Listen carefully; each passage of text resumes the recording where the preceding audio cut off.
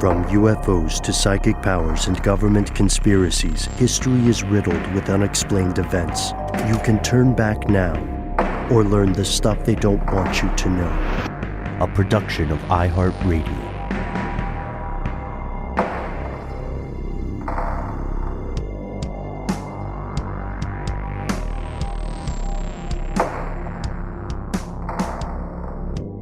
Hello, welcome back to the show. My name is Matt. My name is Noel.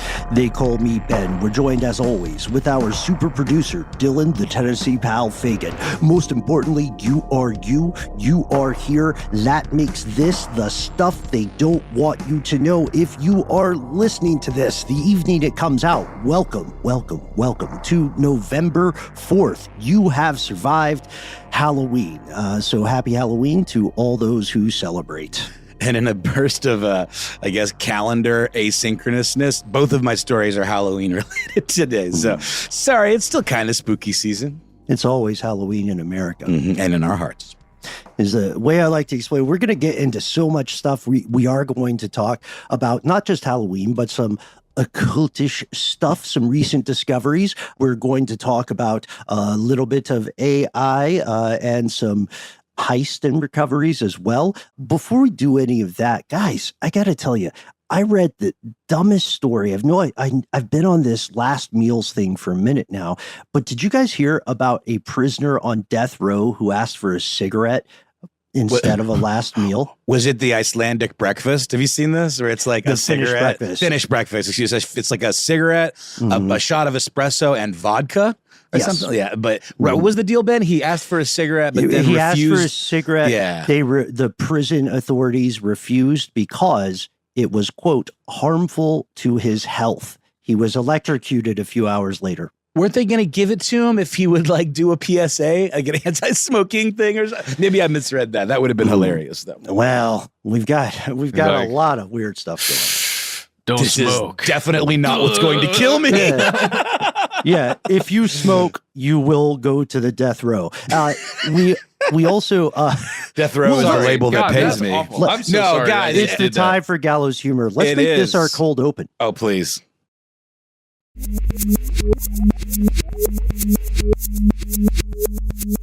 And we have returned. Based on the kind words of many conspiracy realists, we like to start with a scattershot approach to a lot of strange news that hasn't maybe gotten the due it deserves. Let's say it this way. We'll start with good news. Another lost city has been discovered in modern-day Mexico, and it's a huge one. Did you guys hear about this? I know we're all LiDAR nerds. Found with was it satellite imagery? Yeah, that's right. That's the part that I saw. I saw like a map of some sort. It's incredible. It's what we've talked about on some of those Hidden Cities episodes we did. I think it was a two-parter we did a long time ago. It is the exact thing that I think, Ben, we just were excited about it one day happening, and now it's here. And we argued that this would inevitably lead to more discoveries. So we proudly present to you the formerly hidden complex, which has been named Valeriana. Nobody knows its real name. It was discovered using laser survey or LiDAR technology. This is not just a big deal historically, it's a big deal geographically. So we want to give a shout out to Luke Ald Thomas, who's a PhD student at Tulane University down south here in the US, who had the greatest explanation for how they discovered this. Quote, I was on something like page 16 of Google search and found a laser survey done by a Mexican organization for environmental monitoring. And our pal, the PhD student, Old Thomas, found a LiDAR survey, and this got him thinking. And so we processed the data using methodology of previous archaeologists, and he saw that this ancient city, which had been eaten by the jungle, was at one time home to 30 to 50,000 people, somewhere between 750 to 850 AD, which is really not that long ago if you think about it. Ben, did these people have magical powers? Well, we're going to need a different kind of technology to figure that one out, Noel. Okay. But but I hope so. I choose to think this was the original home of werebats, perhaps, because I've been playing too many strange games. Well, I'm being a dork, but like, isn't it sort of part of the whole, thinking behind some of these hidden civilizations that they were more advanced or that they possessed some kind of like uncanny abilities like Atlantis and stuff like that? Yeah. That's it. It's going to be red meat, of course, for the ancient aliens folks, for the hidden history folks. We can say at least the latter is true. This is hidden history. If you want to learn more, please check out a fantastic article. PhD student finds lost city in Mexico jungle by accident, from our pals at the BBC, specifically journalist and science reporter Georgina Renard. Oh, yeah. We just had dinner with her the other night. That's not true. But figurative information pals. Dinner of the mind. Exactly. Can we just say really quickly, it's amazing how fast the jungle really does overtake these places. Like you were saying, Ben, I've been contemplating since you mentioned it, just how not long ago this city existed and there were, tens of thousands of humans probably living in it. That's insane. Mm-hmm. Yeah. And it is something that I don't even want to call it a prediction, but it was statistically inevitable that more stuff would be discovered as this technology met economy of scale and could be more easily rolled out and afforded by various boffin initiatives, boffinistic initiatives, whatever. We'll keep it. Boff initiatives. Boff initiatives. There we go. Well done. And so we want to move on. Speaking of rediscovering stuff, you guys, the Vatican, that's right, the seat of the Catholic Church, is rediscovering their relevance to the newer generations and not in the creepy way they've been associated with in the past. They're now doing all of their services in brain rot speak, right? Is that what it is? Close. Okay. Well, I wouldn't even say okay. So luce, which we'll all hopefully meet soon, means light in Italian. Pardon my pronunciation. This is a mascot unveiled by Archbishop Rino Fisichella in a press conference just a few days ago on October 28th as we record. This is, I'm going to share a picture with you guys, and please, as you're playing along with us at home, please check it out at your leisure. Luce is an anime-inspired mascot for the Vatican to connect with the kids. I'm just going to show you guys a quick image search here. Again, please play along at home. This is Luce. Oh, it kind of looks like the Morton Salt girl, but like a little more anime. Mm-hmm. Yeah. That's pretty funny. The yellow rain slicker. What's that about? It's like she's Dora the Explorer for the Catholic Church, going on an adventure into the scriptures. Note also the rosary worn as a necklace, which some people got in trouble for in Catholic school. So question. Is that right? Yeah. Like wearing it in that fashion was not okay? Some kids got in trouble for it. Didn't know that. Your mileage may vary. Before we move on to our next story, I have to ask, do you guys think this anime character will work? Do you think kids will say, oh, the Pope's cool? Droves of Gen Z kids are going to start flocking to the church. No, I don't know about that. I like the idea that it's a pilgrim, right? Mm-hmm. That it's a depiction of a typical traveler. Mm-hmm. So it's not really a raincoat. It's a coat that, I don't know. A depiction of I don't know what they're trying to go for really there, but I like the idea that this is somebody who is supposed to be bringing light, maybe the light of Christ throughout the world as they travel around it. That's a cool concept. That's one of the major positive things that exists in religion, right? It's the yellow hooded coat is a reference to the Vatican flag. The staff is a pilgrim's staff traditionally. If you want to learn more, one article we like for this is the Straits Times, Straits, by Ian Cheng, wherein the idea is that, as mentioned earlier, the idea is that this is somehow, the Holy See won't like me saying it this way, but is somehow Promethean, right? Bringing the light of Christ to other people. This was unveiled during or in planning for their big Jubilee. And I don't know, I don't see anything inherently sinister about this. If there's a conspiracy afoot, it's conspiring to bring more people to the light of Jesus Christ, right? Sure. Yeah. That's what I'm saying. I think it's theoretically, hopefully good. Yeah, I mean, results may vary about how religion works for you or where in your life it plays a role. I definitely kind of a little weirded out by the idea of recruiting young people to the church. I've never particularly loved the idea of baptism before a kid has the agency to decide, and so there's something about that that's a little odd to me, especially given the scandals and all of the abuses. I don't know. I get what they're trying to do. It feels a little ham-fisted to me, though. Speaking of, we'll move to a next story, which is that'll be funny later, folks, promise, which is this. As anybody who has lived in Japan or visited Japan knows, a huge portion of the population resides in cities, so much so that a lot of rural areas are becoming depopulated. They're experiencing brain drain at a level that is simply unsustainable, sadly, for a lot of these towns. And you can see it, if you're American, you can see it in other rural parts of the United States. More than one Japanese town has attempted a solution. To your earlier point, Noel, about the idea of you can see the intent, but we don't know about the execution or the results. Let's go to a story.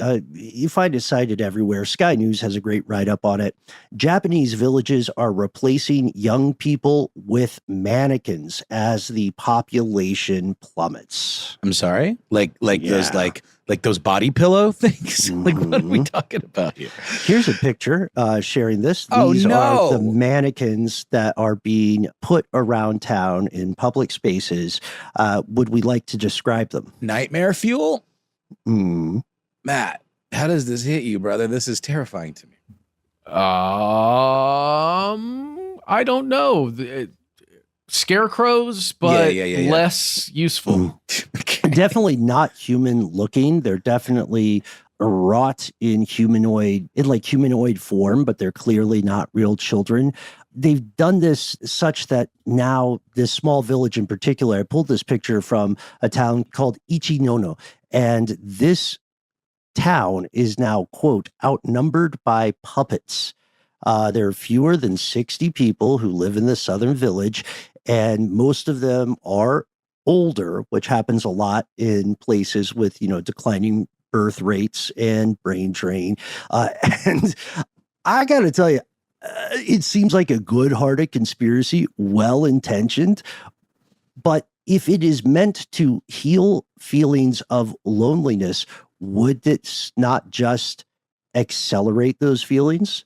This is a villager initiative, by the way. They used found materials, clothing, fabric, and mannequins. God forbid you're some hapless passerby who isn't aware of the initiative. Can you imagine just what is going on in this town? It's like a Stephen King short story. What if your eyesight's going pretty hard and you don't ever get really close to these mannequins? And if you're walking down the street, there's a cute family over there on the swing set. Yeah, just to be clear, the picture that Ben showed us is of one of these horrors on a swing set. Look at that. And this is, for perspective on how rural this is, it's about 3.5 hours from Osaka, which would probably be the closest big town most Westerners are familiar with. I also hope it works out. I hope none of us listening this evening are driving through a small town in what is sometimes called flyover country here in the U.S. and runs into a mannequin place. That feels like some real get out fuel. Yeah, the town that turned into puppets. The town that turned into puppets. Think about how good of listeners they are, though. You could tell them all about your day. Yeah, until they eat your soul. Yeah. And this is something that is perhaps part of a larger trend, which we'll discuss maybe in a future episode. It's funny. This is a different country, but I did see a story about how the Chinese government is actually dealing with similar issues and actively calling women to convince them that it's a good idea to get pregnant. That's a true story. Yeah, it is the Chinese government that recently made Western news doing that. We don't know exactly how the vibe is for those folks who got called. We don't know. I can only guess that a lot of people, whether or not they're carrying a child, did not react well. Is it like a pitch? Like, I mean, excuse me, can I have a moment of your time, please?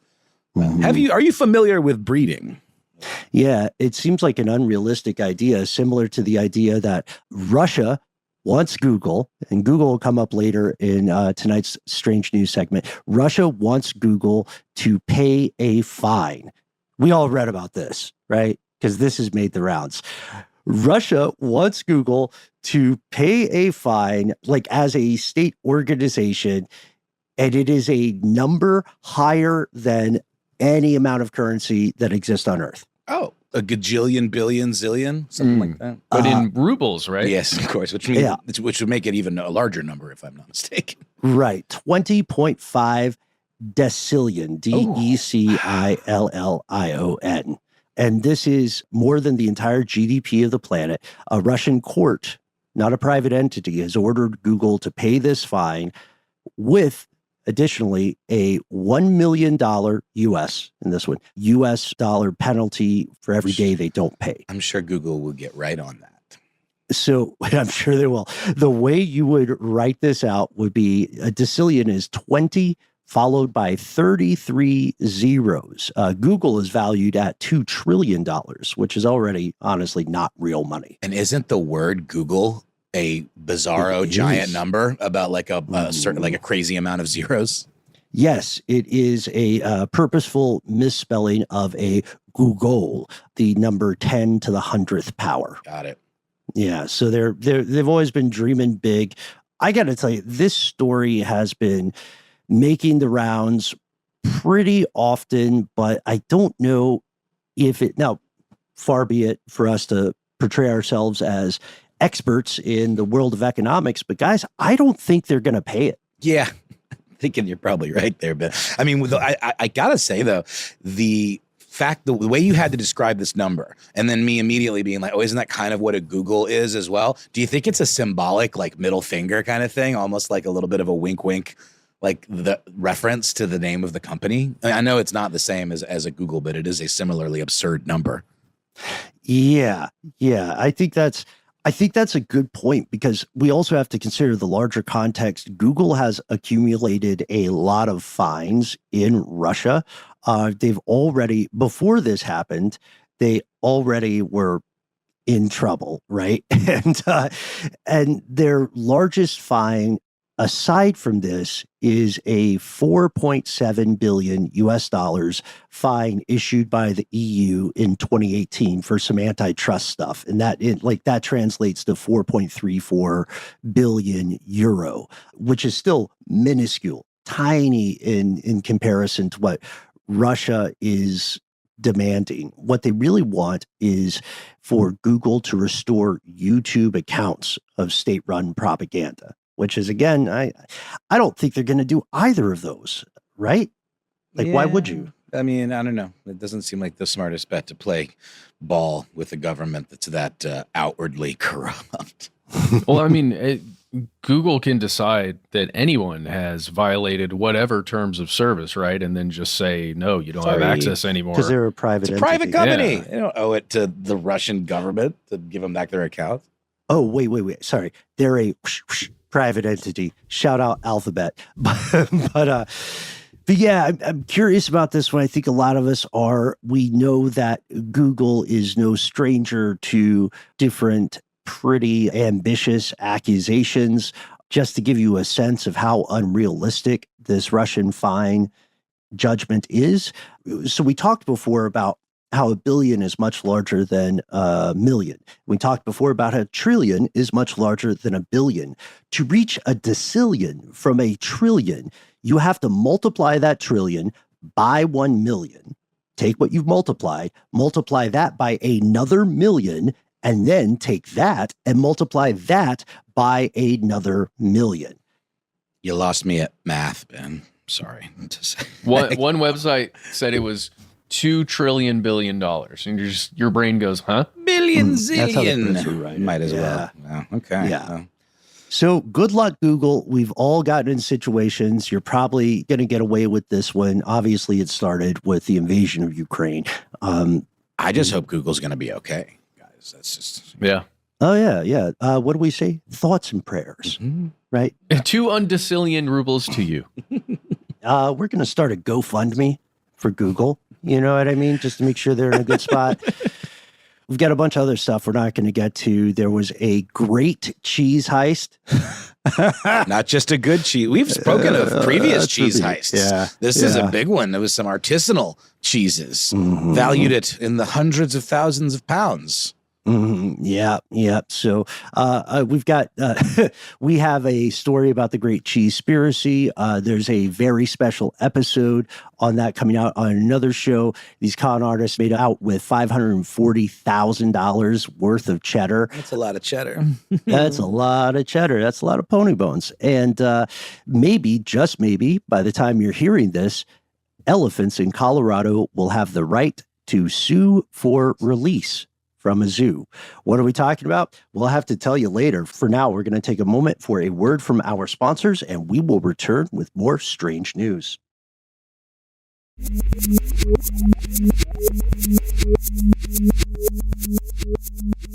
And we're back with some more strange news. As I teased at the top of the show, I come to you bearing 2 Halloween-themed stories, even though we are into November already. But that's okay. It's the thought that counts. I did not know this. We have talked about the concept of Beggars Night. If you can actually refer back to the Stuff They Don't Want You to Know episode on the history of Halloween and Samhain and all of that good stuff. Beggars Night is certainly a part of that history and that culture. The night before All Hallows Eve. What I did not know is that since 1938, children in Des Moines, Iowa, have been celebrating that particular night instead of proper Halloween. 1938 was a long, long time ago. And the reason for this is that apparently, and we talked about this in the episode too, and I feel like we also did something about it on Ridiculous History, but there was a lot of crime and mischief associated with Halloween. And I guess the powers that be in Des Moines said, no, we're putting a stop to these shenanigans, and we are going to have a very tightly regimented night before Halloween experience for children. They still can dress up in costumes. They still can go door to door. But this idea of the trick or the treat, this exchange, all right out, as the Brits would say. No devil's night. Yeah. No devil's night. Instead, you can, when you knock on the door, you don't even say trick or treat. You just tell a joke or a riddle of some kind. Okay, I love that. It's charming. It's just absolutely delightful. I'm sorry to interrupt. Do we have an example? No, I do not. But I mean, we've got since the 1930s here, so I'm sure the evolution of the jokes told have it would be a thing to behold in and of itself. You got what is it? You want a tip? Never leave wax lips on the counter on a sunny day or something like that. There are probably a few that didn't age as well as Looney Tunes jokes, guys. Oh, yes, Ben. That is a thing in and of itself. But Ben, Matt, all of this is changing because this year, or it's been a couple of days now, the children of Fair Des Moines are getting their first trick-or-treat experience, proper trick-or-treat on the night, on October the 31st, largely because of a weather prediction that is, what? Weather a bad. You'd think it would have happened by now in that many years, close to 100 years, or at least in the late 80 years plus, since they started this tradition that they would have had a rain out on Devil's Night. So I don't quite understand how this is like such a remarkable thing that it caused them to rethink the whole plan. But Assistant City Manager Jen Schultz said, to my knowledge, it has never been moved or canceled since it was established after Halloween in 1938, which presumably was a hell on earth, where it was just children smashing. It was like crystal knocked, children just smashing shop windows and, burning things or whatever. However, she goes on, the safety of our residents, families, and children is always our top priority and led to the change in this year's scheduled Beggars Night. So a couple other options for your door-to-door interactions would be singing a song, reciting a poem, or maybe doing a little dance. So some other little dance. Make a little. No, we don't make any love. We make no love. A little dance. Yes. Get a little treat. Oh, yeah. Yeah. Just for a Trick treat. tonight. Mm-hmm. The triple threats get Yeah. extra candy. They do all three, the EGOTs of Beggars Night, really talented kids over there in Des Moines. So I don't know. I thought that was a charming little Halloween-y story. So moving on to the second one, which is a little bit kind of a beefier story. And Ben, we were talking off mic. I think this might be something to weave into a larger exploration. But in the United Kingdom, in the eastern county of Lincolnshire, a Tudor manor, I guess that's a style, also probably referring to its historical provenance, from the Tudor era. It's not just like a style of home. This is actually a home from that period in British history, was found to have many, many witches' marks, very large numbers of what are referred to as witches' marks. A staggering array, in fact, is what CNN reported in an article published by CNN staff. The term is actually, I don't know if you're familiar with this, Ben and Matt, apotropaic marks. Or magic. Yeah, sure. Apotropaic magic. Yeah. Indeed. Yes. I'm sorry. I thought you were also known as magic, but yeah. Or protective magic, basically. 100%. That's exactly right, Ben. And that's the thing that I think is so interesting about the story is because I think it's an easy go-to when we think about witches, historically speaking, that they're like in league with Satan or in league with infernal forces. And I think that is largely, almost entirely a misnomer, practitioners of Wicca and all that. They are pagan, practicing of witchcraft, not that at all. So I think when somebody maybe who isn't as into this stuff as maybe we are would see this, they would think, oh, it's going to be like all kinds of 666s and devils horns and, Baphomet type things.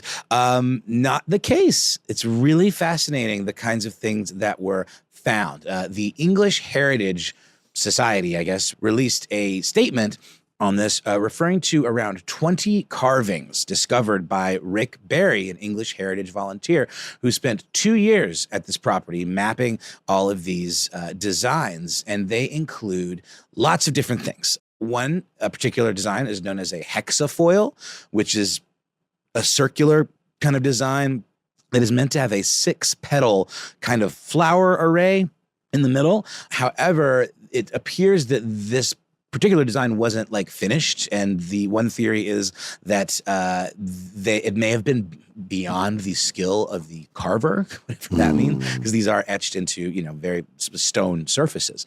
Another symbol, and I think this was really interesting to all of us when we were talking about it off mic, was this array of overlapping V's known as Marian marks, which are believed to be a call for protection from the Virgin Mary.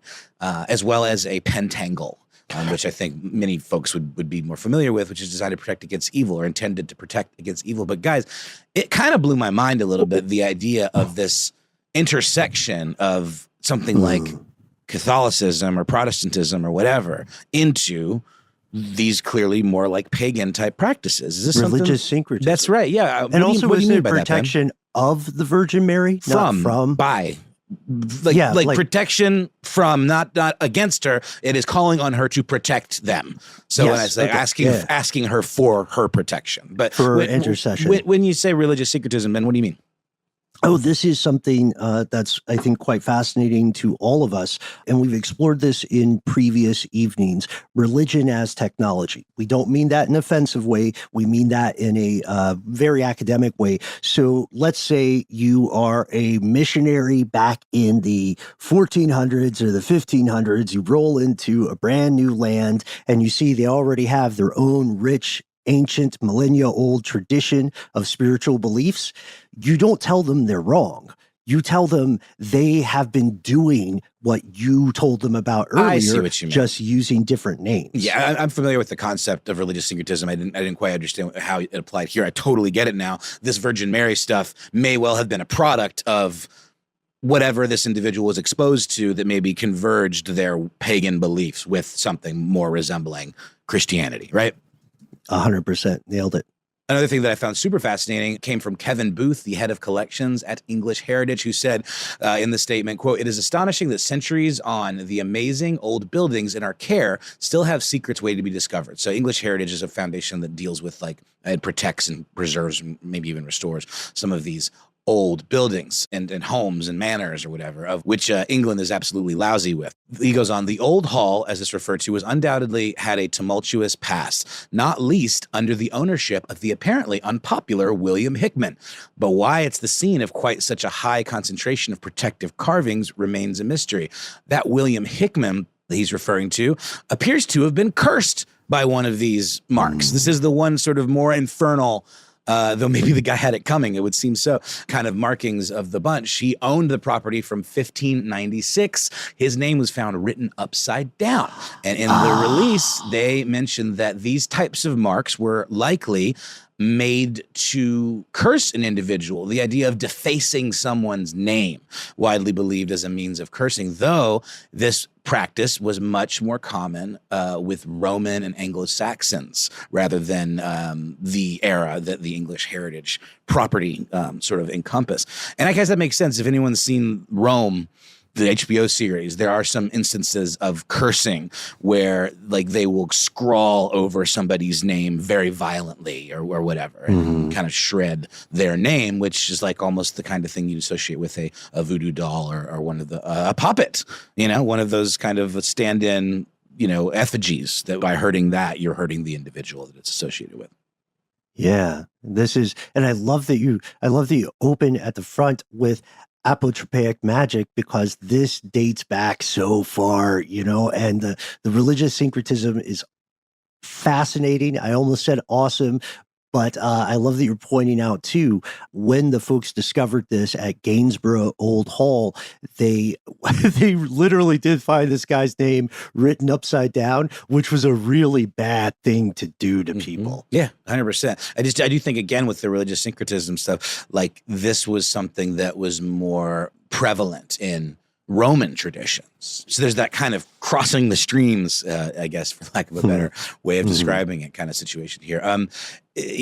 These types of marks have been found, over the years all over England. In fact, in 2019, the article points out as well, I think we also discussed this, in a cave system in the East Midlands of central England, hundreds of these apotropaic marks were found. And they continue to be found in houses built between 1550 and 1750. And as well as in churches and homes, cave systems, like we said, all kinds of different places in the UK to ward off sickness, death, or things like poor harvests. So huge. Dude, fascinating. It's really cool. Yeah, I thought it was neat. That's fascinating, because that also, the time frame, you correct me if I'm off base here, the time frame you're describing there goes past the Tudor period. That's we right. Definitely know it precedes it, but I think the Tudor period was 1485 to 1600. I'll take your word for it, Ben.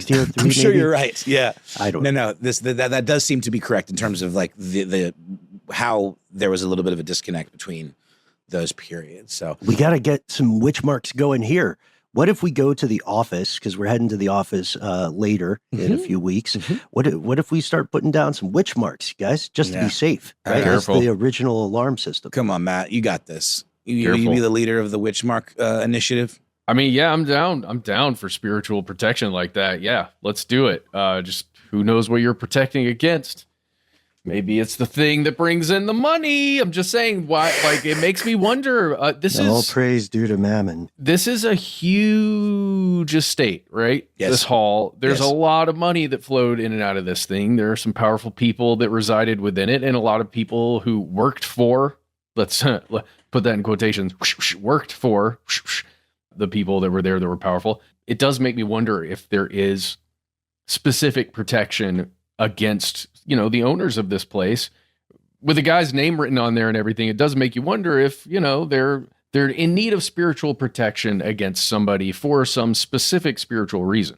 Well, and it gets even more kind of like procedural in a fun way. One little detail I left out is they also found around 100 small burn marks, which were thought to be another type of protection against fire, like property damage. So this place seemed to have all its bases covered in terms of like spiritual, protection. sympathetic magic, right? Like calls to like, well, that would make sense because then burning something. Well, all right. Yeah, We're not the magicians. No. We are but the dreamers of dreams.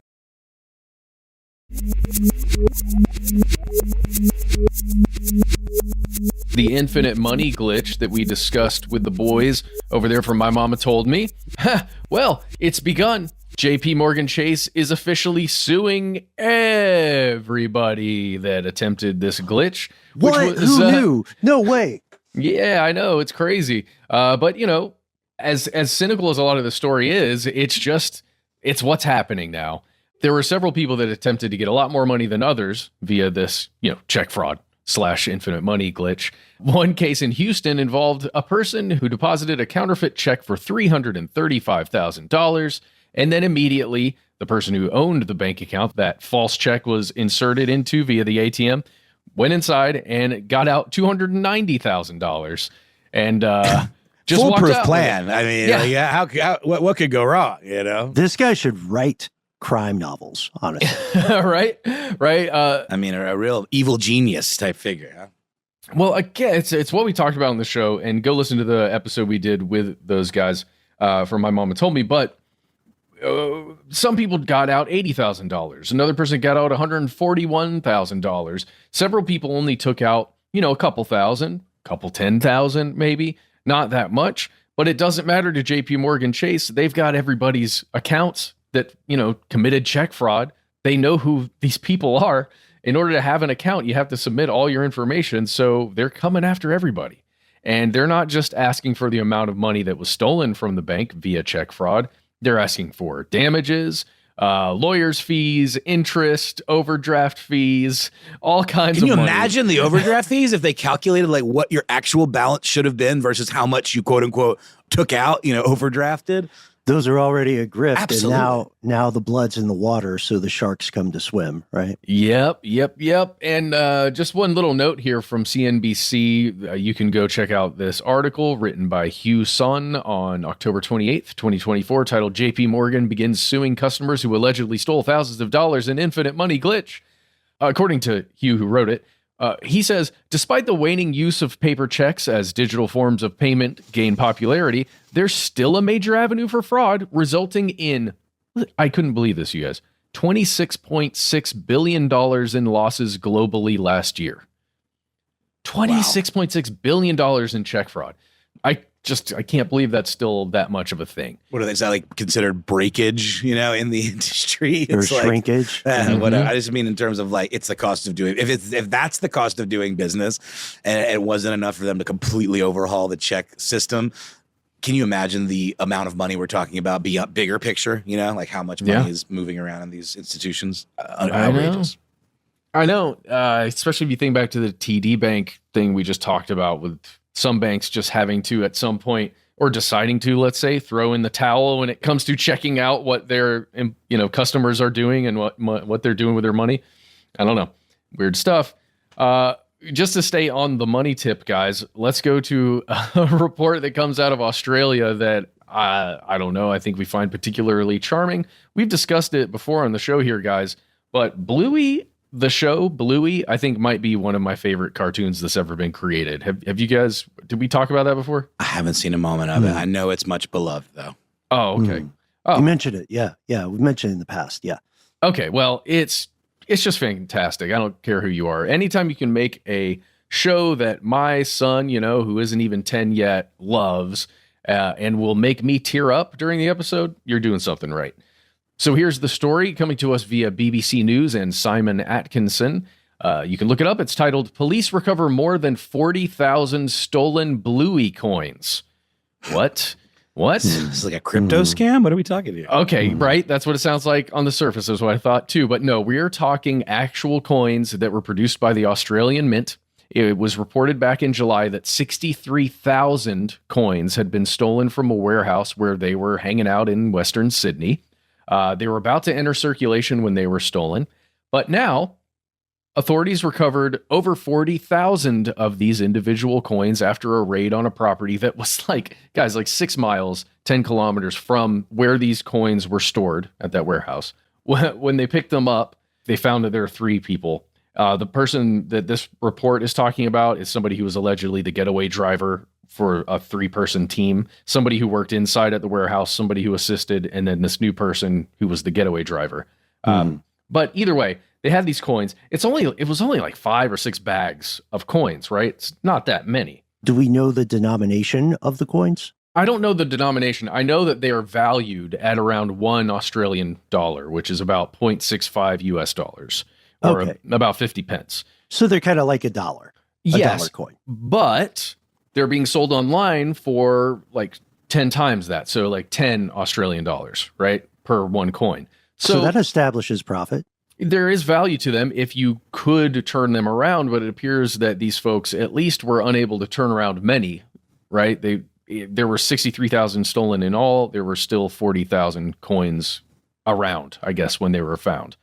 I don't know. I think it's super cute. They're gold colored coins known as Bluey dollar bucks, because that is the currency that's how currency is referred to in the world of Bluey. And it's adorable.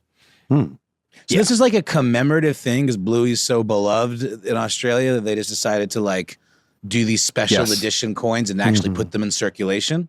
Yes. Like the old made-for-TV commercials where you get the branded stuff from the U.S. federal mint. That's right. But who got was this a mint worker? Like how? Yeah, it was somebody who was it was somebody who was on the inside who found out where they were being stored and got access to them, and then got them to another person who then like basically took them to a getaway car and they escaped, at least according to this BBC News article.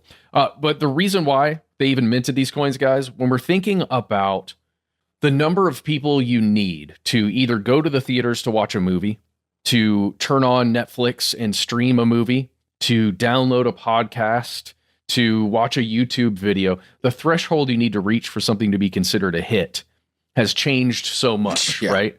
A hit is as in a successful piece of show or content, not as in a successful hit defined as a crime. Oh, yeah. A successful hit, different thing. But the bar is lower, though, right? The bar is so much lower than it ever has been, because there are so many places to watch things. There's so many things to watch. Diluted. Now, you've just got to get a tiny little slice of the pie, and, advertisers and, money backers say, well, dang, great job. You did it. Well, just listen to these numbers from the BBC about Bluey. It was streamed for more than 20 billion minutes on Disney Plus inside just the United States last year. Well on their way to a decillion. There you go. But yeah, it's incredible. One of the top 10 streaming programs like in the United States, if you're measuring by minutes viewed. And it's just, I don't know. I'm excited about that. I'm sad the coins got stolen. I'm glad they're now returned. Those bandit bucks, Bluey dollar bucks. Okay, last story for me, guys. Google is developing something that they're calling a computer using agent. Now, we have talked a lot about language learning models, about very specific uses of what is, again, as we always say, called AI, but isn't necessarily AI, isn't exactly AI, but it is using language learning models, computer learning technology, to where you can basically have a program that can somewhat think for itself, work on in its own way. You pose it a question, you give it parameters, and it can spit back out answers that are extremely complicated, analyzing a ton of different data. This new thing that Google is rolling out, a computer using agent, is very different. It is specifically a thing that can actually exist on your computer as an application, and then go on Chrome or Safari, whatever you're using, and use the browser and basically perform research from that browser, can do things like enter text in the browser. It can analyze the buttons, the clickable buttons that exist inside a frame, inside an entire website, that it would be scrollable. If you were using it, you would have to scroll up and down, but this thing just analyzes everything that's on the website. It can just look at the screen and analyze everything that's on the screen, including all the windows you have open. It's got some incredible potential, right? To where you could, instead of saying, hey, ChatGPT or whatever, find me the top 12 examples of times X said X or whatever, you can say, hey, but get me some tickets for this concert I really want when I think, or you would say like, tickets come out tomorrow at 10 a.m. or something like that. So it could compete with the scalper bots then. That could be a positive thing. That's a potential application. That's one tiny application, right? There's so many different things. Imagine a thing that you could perform on your computer via a browser, and you could ask this new thing to do that.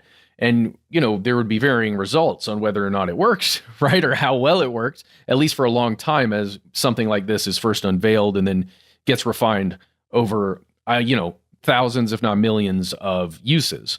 It's very, very strange. By the way, Google's not the only people doing it, and we haven't even said what it is yet. Google's calling this Project Jarvis. That's at least the code name. It'll be something else. Do they have to pay for that trade? Isn't that IP? Isn't that Marvel? Isn't it the name of like Iron Man's computer? You can't copyright a name like that. That's true. But it is. I would argue the idea of referencing a typical butler name does conjure shadows of its predecessor, Ask Jeeves. There you go. And there are other things like this that are already coming out, but aren't necessarily out yet and functioning the way they're supposed to. There's this thing you can find. It's a company called Rabbit, and you can find this. I found it on TechCrunch, but they've got a web-based, quote, large action model that just came out in October of this year, 2024, and it is an actual piece of hardware that you connect up, then goes through and uses web browsers, theoretically, to do things like analyze what it sees on a screen, like including the buttons, the fields, images, and it doesn't matter where they are, and then it can interact with whatever elements it needs to perform whatever task it's been given. But it's not really functioning the way it said on the tin, I guess, originally. And to interject it, to that earlier point about more players being in the game, didn't a company called Anthropic do something? Yeah. Can you tell us about that? I think that's Claude. At least that was something that came out a while back. It was in a beta form, and it wasn't really, again, like these things have a ton of errors in them because they're just being introduced and they have to be tested and basically run through a gambit before they learn, and get updated, like how to better do things. Well, this is all emergent stuff. I mean, they're not going to get it like perfect on the first go round, but there was a comment on the Verge piece from a user, Frederick at VDZ, who said, how about spending all that time and effort to make a computer more user friendly instead of spending a climate altering amount of energy and the GDP of a medium sized country to make a half-ass automating protocol that will only kind of do a task correctly sometimes? Yeah. I mean, it would stink if you were banking on this thing. I don't know. Let's say your Oasis tickets, or developing, let's say, a schedule for you when you're going to go visit Scotland or something, right? And it's like, find me the coolest stuff to do in Scotland and build an itinerary for me or something like that. That could be a huge help, a huge time saver, and it might discover things that you would never find on your own. But what if it's just terrible?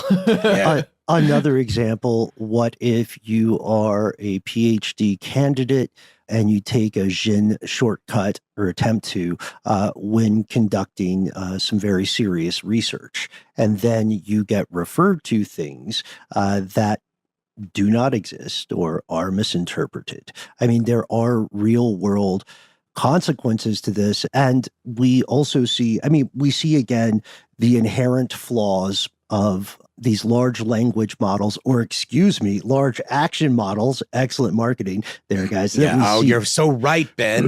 They talk about it like it's a thing, but they made it up. It's just rebranding. They manifested it, right? And so we see the supernatural increasingly becoming real. But I had heard that originally Google itself refused to comment on Jarvis. For a while, it was an internal thing. And someone, and correct me if I'm wrong here, someone asked Google's, God, I hate the phrase AI, Google's Gemini assistant about Jarvis. And then Gemini made a statement. Oh, whoops. I prefer his work with Pulp. I didn't like his solo stuff so much. Hey. It's a music nerd joke. It's like when you ask ChatGPT how to commit a crime by phrasing it as though you're in a Dungeons and Dragons scenario. What a great workaround that was. That was a fun story. Dude. Well, so this all gets me to the final story I wanted to talk to you guys about because it's related directly to this. Something came out in the AP news about how AI-powered transcription services that are being rolled out in hospitals and emergency care facilities across the planet are malfunctioning. Yes, those conditions do not exist. Well, yeah. So let's just get into the positive. Theoretically, let's say you're sitting there talking with your doctor. Rather than your doctor having to scribble down notes as quickly as possible just to understand exactly what you're going through and ways that you can be helped, this language learning thing, this AI-powered transcription tool is listening and it's taking notes and getting specifics. It can even I don't know exactly, but I imagine you could easily have like recommendations, right? Based off of previous diagnoses, based off of previous medicines that were prescribed, based off of previous preventative things that could be prescribed. It could give you all that stuff based on what it's recording. But what it's doing, not all the time, but sometimes this transcription tool is inventing stuff that nobody discussed in the room or during that hospital visit, during That's that doctor hallucination, visit. Right? Isn't that AI? Yeah. It's pumping out hallucinations and fabricating things that they could be really bad. Especially, like, imagine if you're going in for a consultation that involves a surgery or something where you're gonna, be cut open or put under for, and it hallucinates something that then just gets put into the record. And as the medical team is going through and attempting to analyze everything and understand what's happening in the next couple of weeks, there's this new thing that's there that ends up getting your pancreas messed with, and it shouldn't have been touched. I don't know. Remember some of those Google AI search results that were so embarrassing? Like, it's okay to eat 8 rocks a week, or like a good alternative for gluten is Elmer's glue. Like things like. I mean, that's the kind of stuff we're talking about here. It's wild. Yeah. And have we said the name of this transcription tool yet? Well, it's from OpenAI. It's called Whisper. WHISPER. Whisper. And since these things don't occur in a vacuum, it's also interesting, I would posit, to see how many people have left OpenAI due to internal conflicts that are still largely black boxed from the public.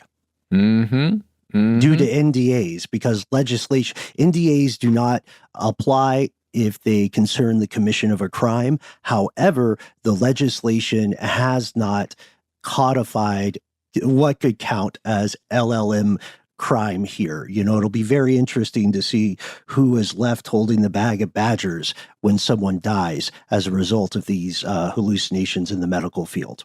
At least that's my take. Yeah, it's super dangerous. If you go to the AP article titled "Researchers Say an AI-Powered Transcription Tool Used in Hospitals Invents Things No One Ever Said," you will read that several people who were working with this, several engineers, discovered some things. Here you go. A University of Michigan researcher conducting a study of public meetings, for example, said he found hallucinations in 8 out of every 10 transcriptions he inspected. Then he tried to improve the model. A machine learning engineer said he initially discovered hallucinations in about half of the over 100 hours of Whisper transcriptions he analyzed. And a third developer said he found hallucinations in nearly every one of the 26,000 transcripts he created with Whisper. Isn't it fascinating that these hallucinations just seem to be kind of a organic byproduct of this technology? Like, I don't fully understand it. Do you guys? Like, is it just, it's a failing, clearly, but it also seems to happen across various versions of these LLMs. Like, what is the deal? Why are they doing this? 2 mirrors facing each other. They're just quoting each other. There's not a lot of original analysis. But wouldn't a hallucination kind of be original, but just completely inappropriate? Maybe hallucination, maybe we're hanging too much on that word. Maybe a better way to put it, and this is just my opinion, I'm not an expert, is to say, I'll keep it short, but to say a hallucination is better defined as putting a thing in the wrong spot. So this hallucination, no one's saying, this patient all of a sudden became a dragon. What they're like out of whole cloth, they're reading or pulling from some other source, and something about the commonality between the sources they're cribbing made them think the other thing was applicable in this context when it was not. I think that's a great description. That makes sense to me. Yeah. It reminds me a lot of the predictive text thing that has arrived, on everybody's cell phones, and gotten better. It has gotten better. And sometimes it's really good about predicting what your next entire sentence is going to be, or at least thought, right? Or phrase as you're beginning to type something. I think it's applying that and attempting to not see the future of what's being said, but just get ahead of it, to stay far enough ahead on the scroll of what's being said that it's not missing anything. But if it makes a wrong assumption and then moves forward from that point on, everything else is based on this wrong assumption, right? Maybe. I don't know. I'm sorry. I'm trying to describe it in layman's terms that makes sense to me. I think I can wrap my head around that. Yeah. Yeah. Weird stuff. Weird stuff. Well, that's all for me, guys. And we will be returning later this week. Find us at an evening or a pair of headphones near you. Folks, thanks so much for joining us in tonight's Strange News program. We can't wait for you to join the show. And as they say in Hellraiser, we have such wonders to show you. Tune in for future episodes on the Plain of Jars and Laos. Check out our terrifying examination of ongoing abuse in the Amish community, and learn what an info hazard is. Tell us your thoughts. We try to be easy to find in so many ways: email, telephone, and guess what? Online. Careful with those info hazards, y'all. That's true. You can, in fact, find us at the Handle Conspiracy Stuff, where we exist on Facebook with our Facebook group. Here's Where It Gets Crazy on YouTube with our video content galore for you to peruse, and on X, FKA Twitter. On Instagram and TikTok, however, we are Conspiracy Stuff Show. I'm going to give you a quick example of one of these hallucinations that I just found before I give you the phone number. Here we go. In one example, a speaker said, quote, "He, the boy, was going to, I'm not sure exactly, take the umbrella, but the transcription software added, quote, he took a big piece of a cross, a teeny small piece. I'm sure he didn't have a terror knife, so he killed a number of people." Okay. Sure. Yeah, sure. That's poetry. It's like auto-predictive text poetry. I love writing that stuff. That's it. All right. If you want to call us and tell us your weird hallucinations or ones that you've encountered on some kind of language learning model, call 1-833-STDWYTK. When you call in, give yourself a cool nickname and let us know if we can use that name and your message on the air. If you've got more to say than can fit in a 3-minute voicemail, why not instead send us a good old-fashioned email? We are the entities that read every piece of correspondence we receive. Be well aware yet unafraid. Sometimes the void writes back. I'd like to give a big shout out to our pal Logan, who gave us a hookup to go get on the ground with some UAP stuff. You're massively appreciated, Logan. Also, big shout out and apologies to co-host for GP, who mentioned Corvid intelligence. Promise not to try to squeeze that into future shows. Please send us whatever's on your mind. Give us the links, give us the photos, take us to the edge of the rabbit hole. We will do the rest. So join us out here in the dark. Conspiracy at iHeartRadio.com.